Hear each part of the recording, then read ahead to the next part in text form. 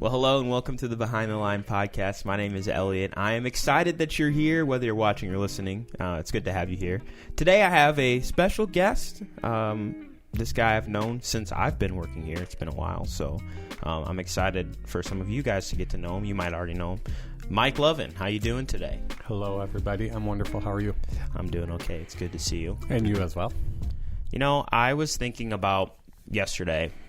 I was thinking about all the people that I've met at State Line, and some of the people that have always kind of just been a friendly face. And immediately, you popped into my head. You were one of the people that I'm like, as long as I've been at State Line, you've been here. You were here. I think you were here before I was too. So I was thinking about that, and I'm like, man, I'd love to get to know his story a little bit. And I want the people of the podcast as well, the people of State Line, to get to know a little bit about your story as well, because people might have seen you here and there. Maybe they haven't, but I feel like they should know a little bit about what you do here. So tell the people of State Line some of the stuff that you do here at State Line on a Sunday.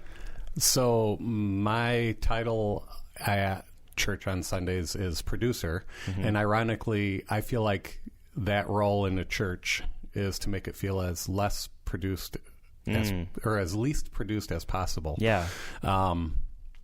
Basically, what I'm doing is taking the vision of whoever's speaking, or, you know, Greg and Tyler primarily, on down through you guys and all the creative team, the worship team, everything, and try to make sure that it all comes together in the vision that they want for that Sunday morning. So that's working with the band and working with tech primarily. So that's what I do on a Sunday morning. Last Sunday, it involved running waters to people after they drank mushroom juice. So little details like that, just to make sure that church goes off the way it's supposed to go off. So, yeah. And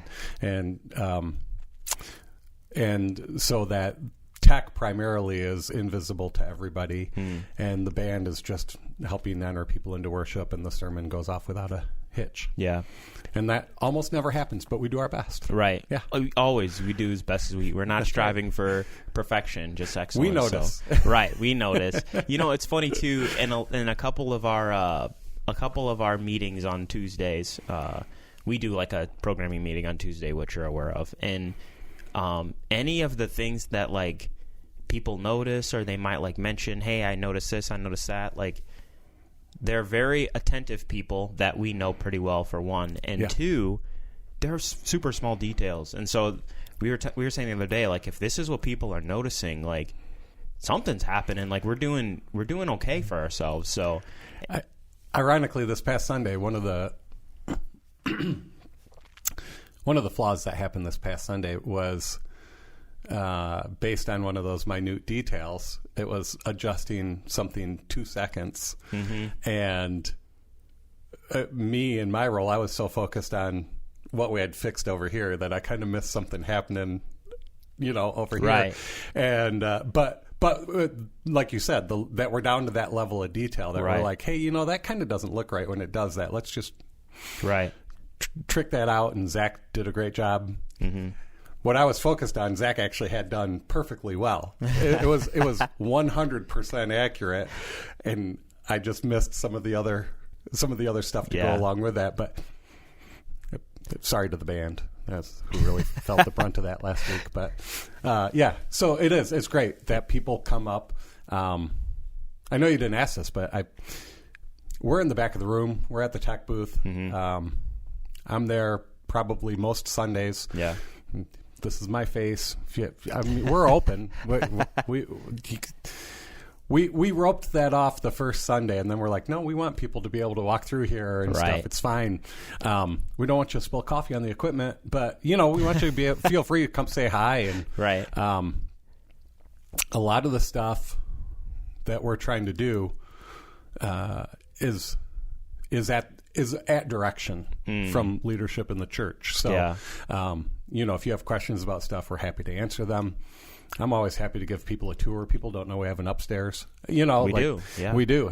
They never come see you at work. Right. They don't know we have an upstairs. They're not coming to see Elliot enough. But so I'm always happy to show people around and ask you to volunteer. That's what it's all about right there. That's right.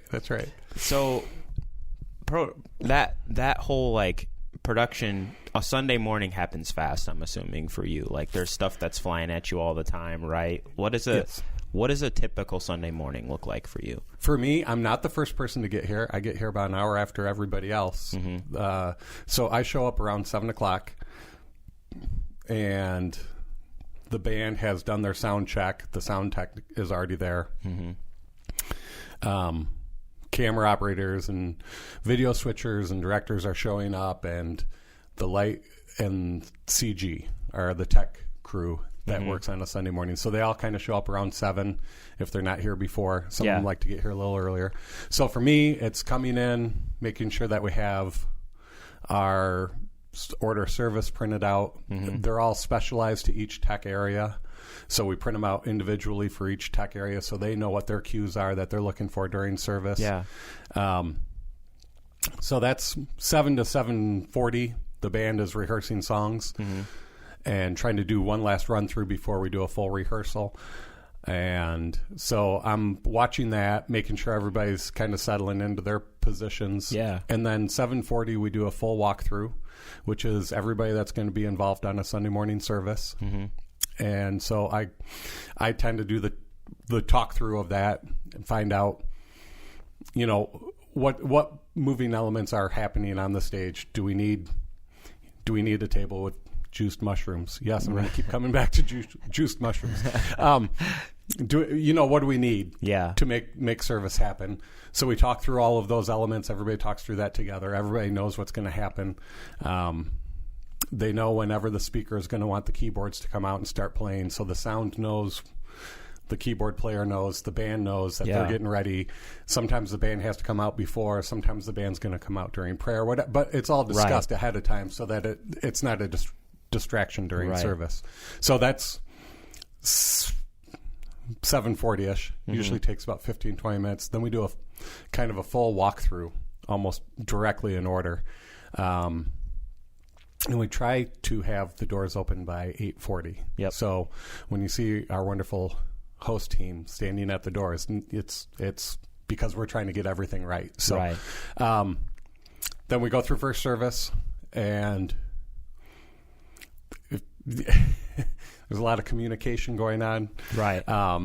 Yeah, that's one thing that people might not know, that there are like 3 or 4 people talking nonstop. Yeah. To make sure that, you know, stuff's happening.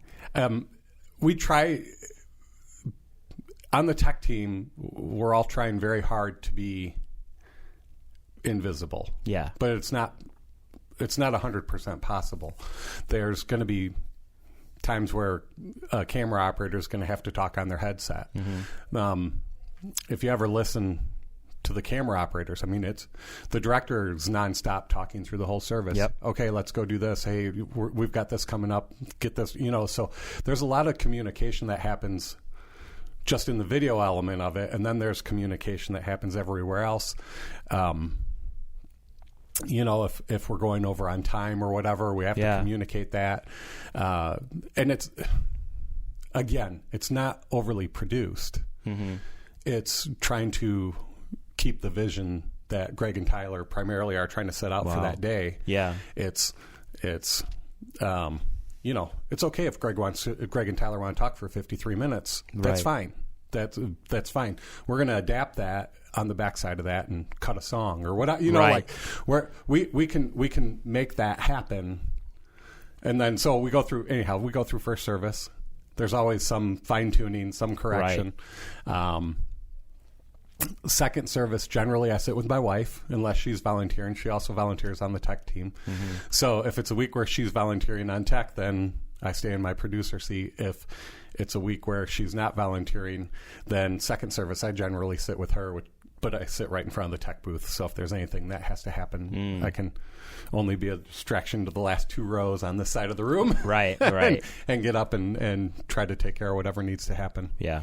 So a normal Sunday's 7 to 12:15, 12:30, and you and I and Zach and Logan have a meeting every Friday. Yep. To go over church as well to make sure all the technical elements are there. So. Yeah. It's so cool. I think people people see it happening, like they see the service happening and it goes off without a hitch. But I think sometimes there's a lot of questions as to like how does it happen? Yeah. And I know, as I can remember back to my first time ever coming to State Line, it just kind of like going through the interview process, and I got to sit in the service, and I actually did what is the 411. I didn't even know I was being like, I knew, but I didn't know like to what extent I was being, so they were checking my stage presence and all these different things. And these have been staples since I've been here for almost 5 years. Like, these have been staples since then. But I remember watching the service and thinking to myself, like, this is almost perfect. Like, this is insane. Like, there are so many things that are happening, but that's partially because there are people behind the scenes that... And we had a much better producer back then, too, so that's probably why. I think the other thing that I wanted to, kind of talk about, too, is, like, I don't know. I know, like, we are a bit of a bigger church, but that role of producer was brand new to me, coming from where I was coming from in my church history. We didn't have anything like that. Yeah. And so that was brand new. So I'm curious, how did you kind of get into the producer role? Everybody else said no, is I think what happened. No, I'm same as you. My dad was a Southern Baptist preacher. Always been in small churches all my life. I've always been involved in tech. That goes way back, but I've never held the role of producer, and it was new to me. And actually, when I first got, I worked up to saying I wanted to do it. I was wanting to step into that role because the guy that was producing at that time was doing it every week, and obviously that's hard. It's really hard. That's a hard gig. So I wanted to do it, and if memory serves me correct, Tyler could correct me if I'm wrong, but I think what we ended up on was I was going to produce when Tyler was teaching, because Tyler could fill in any other time. Yeah. And then right as that was starting to happen, the world went crazy. Yeah, COVID hit. Yeah. So it was a blessing for me, because once COVID hit, then we started having to do online church. Yeah. So I actually got to be one of 2 people or 3 people in the room. Yeah. Getting to have live worship during COVID, right? So I was getting to be here with the band, getting to worship with the band, and seeing all of that come together. Yeah. So it worked out kind of cool, in a bad way. But after that came out, our one producer was still not comfortable coming back yet. Right. So now I am in that role, but I take about one Sunday a month off, just to take avoid, a break. Yeah, yeah. You just don't want to overdo it. Right. That's a horrible thing to say. I want to protect myself from getting burnout. Well, and everybody needs rest. Yeah. Like, no matter, you love being a producer. I love being a pastor. I love it, but I can't teach however many 52 Sundays in a year. I can't do that for students. Like, some people got to step in, and otherwise I will be drained. I will be tired. Right. And so we should always want to do things out of an abundance or a fullness of our hearts. Like, we want to do things out of overflow. So if we feel tired or burnt out, like, we got to take a step back. You're a PK. You're a pastor's kid too. It's since I was 4, I've worked in the church. Yeah, like, it's just part of what I do. Is we talk about giving of your time, your talent, and your treasure. I've part of my time has always been church. Right, and I don't mind that. And God has blessed me with a career where I can be here at Friday at 2:00. Right. So I enjoy doing it. But at the same time, like, the things that everything is enjoyed in moderation, right? You got to make sure that you're, or it should be. Right. Should be. Right. So, yeah, I think I think that's wise. There's a lot of wisdom there. And I'm actually curious, too, for it's fun that it's fun. That's what I love. And I think some people, like tech, volunteer positions, surf positions, they scare people because they're afraid like of either what they don't know or there's like a lot of fear. But I think what I ultimately want people to see, especially from this interview, is that it's fun. Like this can be something that can be super enjoyable and it's different, but it's fun. And so I'm curious, what would you tell someone that maybe is apprehensive to join the tech team? Like what's something that you would share with them? We train. We do. You definitely get training. Yeah, and it's not as overwhelming as you think. Mostly because of the work. Okay, so tech is very logic-minded, right? We're following a logic path, right, in what we're doing technology-wise, and we're marrying that with worship and creative. Your videos that you do. I mean, I don't think people know how much you do, how much content you create, but we're blending that content, that creative content that you create, the creative content coming from Greg and Tyler and whoever else is preaching, and the creative content coming from the worship team. Yeah, with Zach and Logan music directing, or Zach music directing and Logan leading worship. We're taking that creative and we're applying the logic to it to make it all work through this technical moray that we've built. So it's not overwhelming. The running a camera is you want to know what you're doing, and we'll teach you what you're doing. Right. But really, you're chasing Greg. You know, I mean, you're just kind of like, well, wait, is he going to move or is he not going to move? And trying to get him back into frame. It's point and shoot, right? Right.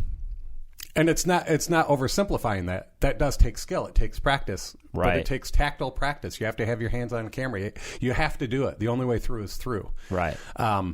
The lights, running lights, that's a great marriage of tech and creativity, because you're taking the technical knowledge that you learn on setting up a light scheme, right, and applying it to whatever background is chosen for a song and whatever you know, like it's a great marriage of that.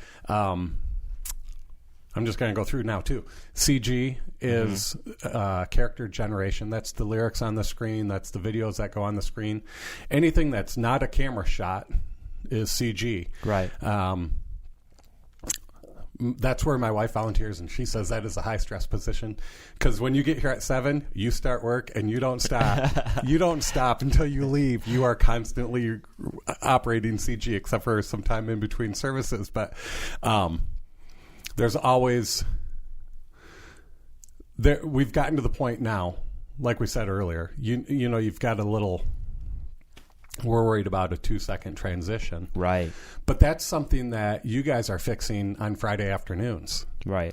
That's something that we're all kind of, you know, we look at on Friday. We go through the whole service and we say this there, these lyrics don't, you know, why is that lyric 2 lines? And, you know, like we're going through all of that stuff so that when the volunteers show up on Sunday mornings, they can enjoy themselves. Yeah, and serve. They can enjoy themselves in serving. And there's still going to be something. Right. There's always something. There's still going to be something that they're going to be able to fix.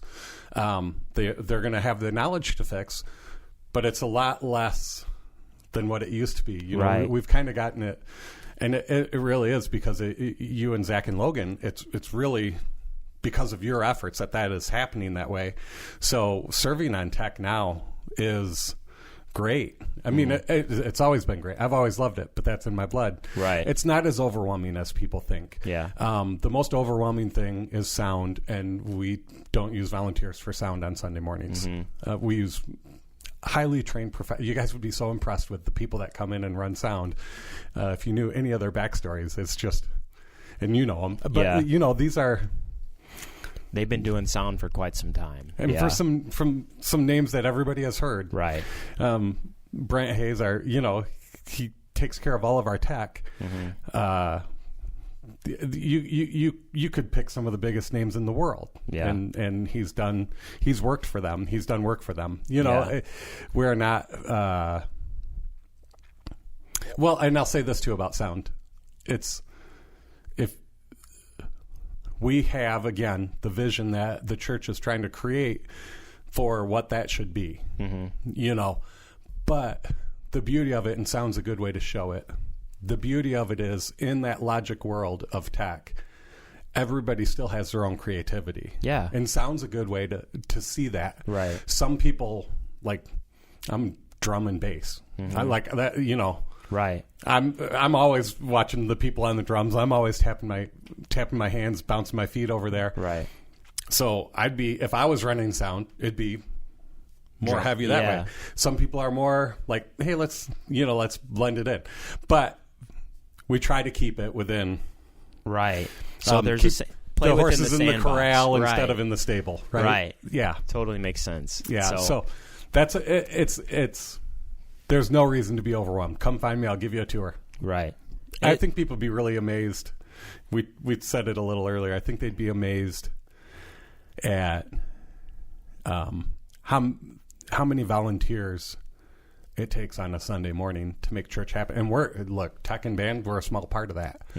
We're just the people in that room. I mean, like, right. Band gets some stage presence, yeah. But, you know, that's maybe 20% of the volunteers that are in this building. There's a ton of volunteers. There's a ton of people in here. People showing up to make coffee. People showing up. It's the kids and there's a lot. There's a lot of. We're a duck on water. There's a lot going on underneath. Right. You know, there's a lot, and people. You walk out. We're passing the host team all the time. We're coordinating with the host team when to open doors and all that stuff. I mean, these people got a smile on their face all day long. We don't have to smile. We're in the, we're behind the curtain. We're in the dark. Darkness. Nobody knows. We can just sit there and be grumpy cat. But it doesn't. Like there's a lot of great volunteers, and that's by design. Yeah. There's probably things we could do to automate a lot of stuff, but why would you? Right. This is the kingdom. I mean, why would you automate that? Why would you take that personal interaction away? Yeah, that's good. We have an opportunity to serve, and if tech's not your thing, man, there's sell T-shirts or something. We're a team. Yeah, we're a giant team. We're a church. Exactly, and I think that's one of the things that I would say to anybody wanting to volunteer. Like, understand that. Like, the pressure isn't on you. The pressure is on the team. You're part of it. You're part of something bigger. And I think when we all realize that, like, especially if you're on the fence about volunteering, like, when you realize, like, oh, wait, I'm actually a part of something bigger. Yeah. I think it takes some of that stress off. Yeah.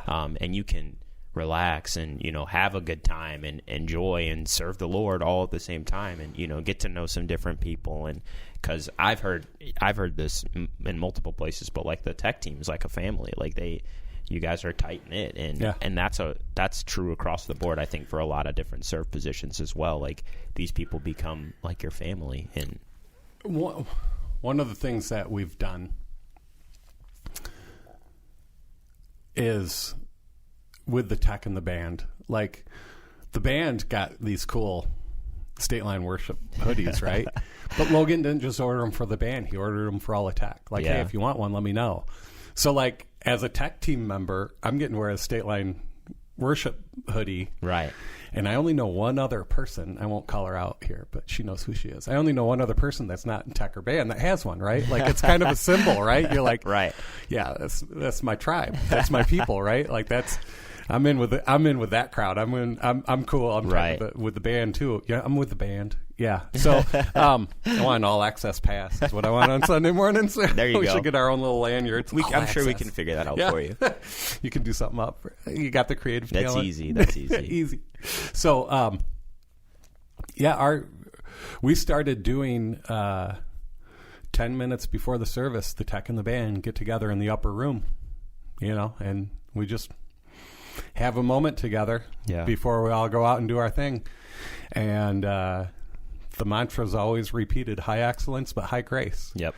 I mean, we're striving to make it perfect so that nobody knows we're there, that everything just happens. But we know there's going to be mistakes. Last week, when they did the interview with Joe, he said something about playing the wrong notes. Last week, man, I send my recap every week, and it was all me last week. It was funny, but Logan's response was, "Hey, high excellence, high grace applies to you too, right?" Right. So it's, yeah, if you're looking to volunteer, we want you. We want you as part of the family, obviously, but we have people that can't volunteer right now, but they're still part of the family. Right. Like it doesn't matter. It's but don't be shied away by what we have tech wise is impressive. It's really cool. Church has done a good job of putting together an amazing experience, but don't be overwhelmed by it.